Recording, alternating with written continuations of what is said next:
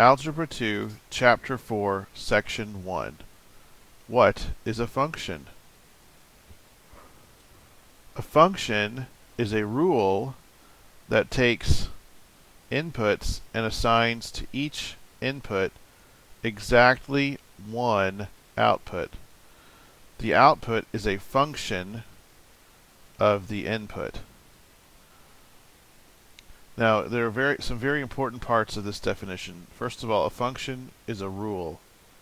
Okay, it does not necessarily have to be an algebraic rule. Just any kind of rule can make a function. A function takes things in and it puts things out.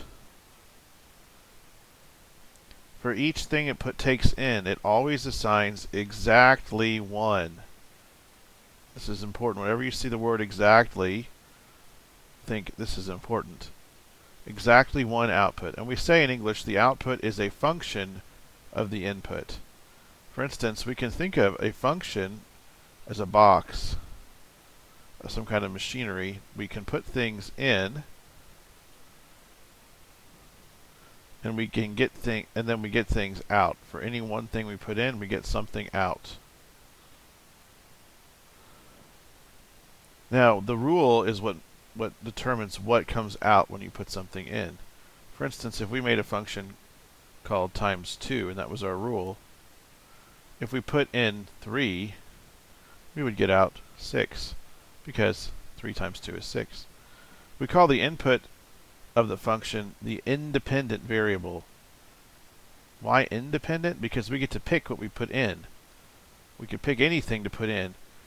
We call the output a dependent variable because what comes out depends entirely on this rule. If you think of a science fair experiment, we also call sort of the thing where you get to pick the independent variable. We choose that variable. We choose that thing to vary. And then we measure the dependent variable, the thing that depends on this independent variable. Unfortunately, in algebra, the notation we use for functions is confusing. It is easy to confuse function notation with multiplication. G of x, that is a function. It could also look like g times x. Now, we can kind of learn through context whether it's a function or not. Also, it's easy to confuse defining a function with equations that involve functions. So let's do a little examples here to show us these issues. Here's a function definition. Let f of x be x squared.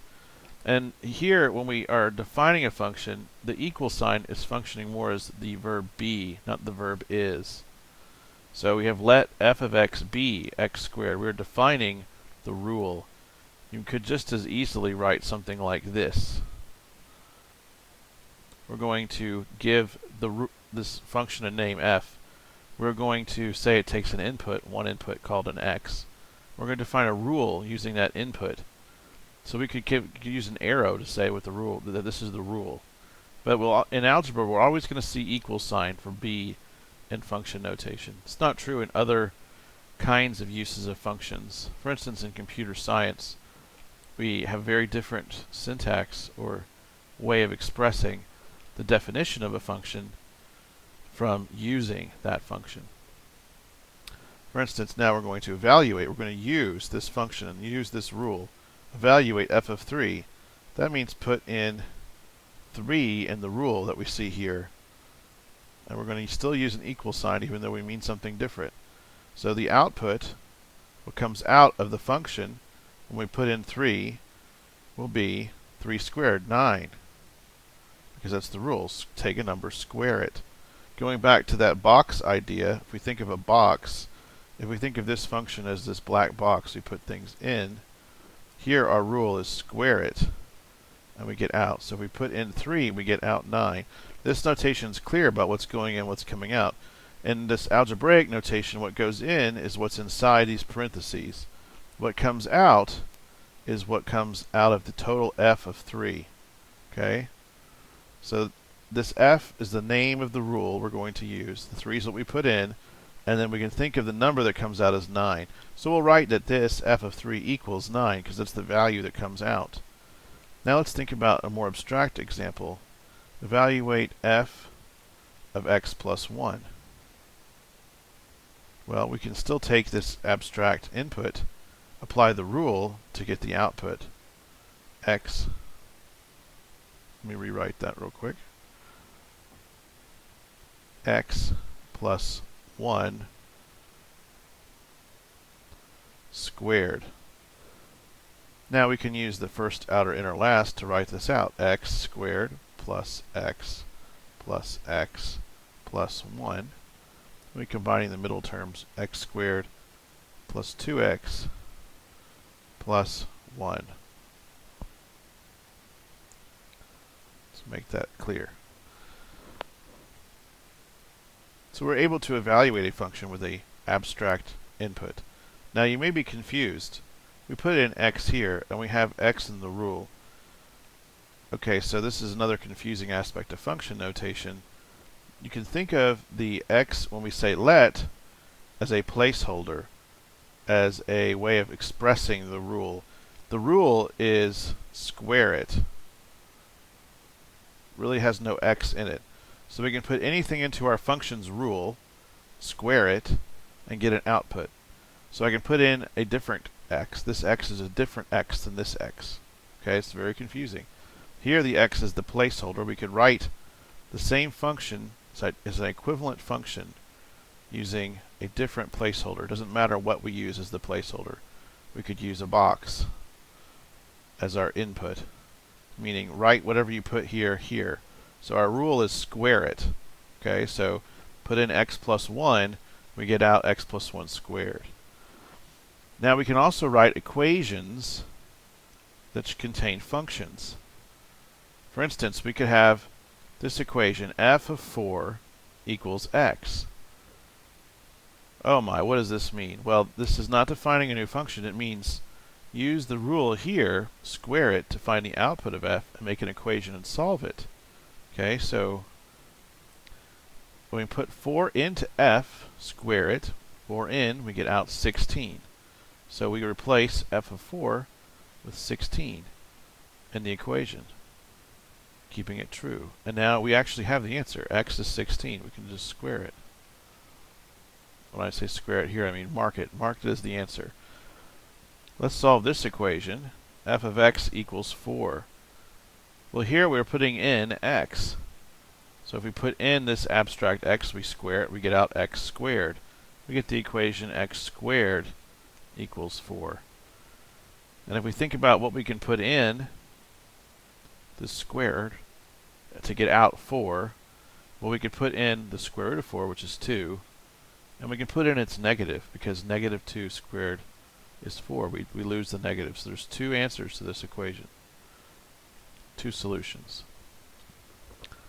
Let's do some more practice. Let h of x equal x squared minus 3x plus 5. Now we're told to evaluate the following expressions. So for a, we need to evaluate h of a minus 2. So we'll put in a where we see x in the rule. Now this rule is more complicated, but the idea is exactly the same. What we can do is take the rule and replace the x's with a's. A squared minus 3a plus 5 minus 2 is the expression we're trying to evaluate. Just combining like terms, we get a squared minus 3a plus 3, and that is our answer. Part B. Now we need to put a minus 2, this value, in the rule. We have to be very careful when we evaluate to not mess up the order of operations. We need to put a parentheses around the a minus 2 everywhere we substitute in, so that we don't lose track of the fact that this a minus 2 has to happen first. In order to put the input into the function, we have to have done the subtraction already. So we must represent that in our evaluation by putting parentheses around what we're putting in to the function's rule. So now we square this, a using first outer inner last, a squared. I'm going to combine the steps real quick. 4a minus 2a minus 2a. You add them together, you get minus 4a plus 4. Distributing here, minus 3a, and then plus 6, because we have minus 3 times minus 2 combining like terms, a squared minus 7a, 4 and 6 is 10 and 5 is 15, plus 15. Indicate that that's our answer. Now the next example looks really hard. We have two different evaluations that have to happen. But let's remember a few things here. Look, h of a minus 2 is this part b, and h of a is this part a. We can reuse our solutions from the past two problems to make this much simpler. So taking the answer to part b, a squared, which is h of a minus 2, a squared minus 7a plus 15, and then subtracting h of a, we need to be careful again. We have to use parentheses because we have to subtract all of the output of h of a. So we have to put parentheses around our answer to part a squared minus 3a plus 3. So we need to distribute the negative, which is the same as multiplying by minus 1. We get minus a squared minus 3a minus, not minus 3a, plus 3a. This is minus times minus, minus 3. Now we have a squared minus a squared, that's just 0. We lose it. Minus 7a plus 3a is minus 4a, and 15 minus 3 is 12. No, we didn't say simplify, just evaluate or factor. We don't need to factor this, so we'll just square it.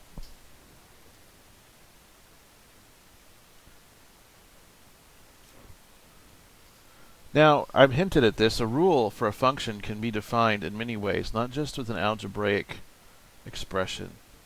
We can define the rule of a function just by using a table. Here we can say you put in a value of a, and what you get out is determined by this table. So we can use the table to find things like, what is g of 0? G of 0, what does this mean? It means we want to put in 0. Well, according to the table, if we put in 0, we get out 0. So g of 0 is 0. What about g of 2? Well, if we put in 2, we get out 4. And notice, no matter what input I put in, I will always get exactly one output. If I put in an input in the table, I get exactly one output. It's a very simple one-to-one process. It's not so for this kind of question. Now I'm saying, solve this equation. When is the output of g of x equal to 1? So this represents the output. I'm not defining a new function here. So this is very confusing about function notation. I'm saying solve this equation, and the equation represents the output of the function g at an input of x is 1. So we need to go to the output side of the table and find any entries that are 1. Well, here's 1. So x of minus 1 is one solution to this equation. We need to find all the solutions. Here's another output that's 1. So there's two answers. X could be minus 1 or x could be 1. If I put either of those in, I get out a 1. We can also define a function graphically. We can either use a graph, which is a continuous line structure, or we can have a plotted set of points. Here I have a plotted set of points. Okay, and these points represent my rule of my function. Here is my input a on this axis, and here's my output g of a on this axis, this up and down axis, or the vertical axis. The horizontal axis here is the a axis, and the vertical axis is the output of the g of a axis. And we might even want to make this line, dark to represent the origin. When you're graphing, I suggest to use graph paper, or using a graph in this class. So, to use this graph, suppose I ask you the question, what is g of 2? I'll make this a little different. What's g of minus 2? What's its output? What's the output when the input's minus 2? So we come over to the input side, a, minus 2, find where the graph, here we have dots already, where the graph exists at that input value and find the output value that corresponds. Here's 4. So the output's 4. Or if I said, what's g of, what if we actually, let's do this. Let's connect the dots, sort of. Make a continuous function. So what if I said, what's g of 1/2? So we need to go to 1/2. Here's 1/2. And maybe I didn't draw this very well. Let's correct our drawing a little bit to be a little bit more accurate. Okay, so trying to make a nice smooth line connecting these dots. It's not really a line, it's an arc, a smooth arc. Okay, so we don't know what mathematical expression defined this function, but we have this, say we have this nice smooth curve. So we put in 1/2 on our input side, so this is the A axis. This is the axis here, that's the input axis. Then we need to find where on the output axis does it match. So we have to basically think of a dashed line going through 1/2. Okay, find where it hits this graph. That's the point where the output will be at the input of 1/2. Now trace over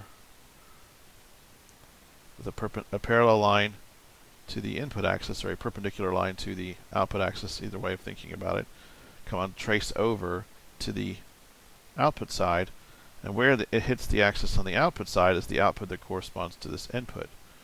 And this looks like maybe this is 0, 1/4, 1/2, and 3/4. So we'll say the output is 1/4 when the input is 1/2. Now I could be tricky and I can say, what input gives me an output of 1? Okay, so I might even, instead of putting an X, I might just put a question mark in here. What do I have to put in to get out 1? So I'm getting out 1. I'm thinking of the output axis. Here's the output axis. I'm sorry, here's the output, a line perpendicular. Here's the output axis. So we're thinking of where on this axis do we hit. So we have to draw a line perpendicular to that, or parallel to the input. So we're drawing a line perpendicular to the output. Trace over basically where am I going to hit the function. So I hit the function here, and I hit it here. Hit it twice. Hit the line of the function, or the dots, twice. So at each of these points, I can trace down and find the corresponding input value that gave me those outputs. So the answer would be -1 or 1. Either of those inputs will give me an output of 1.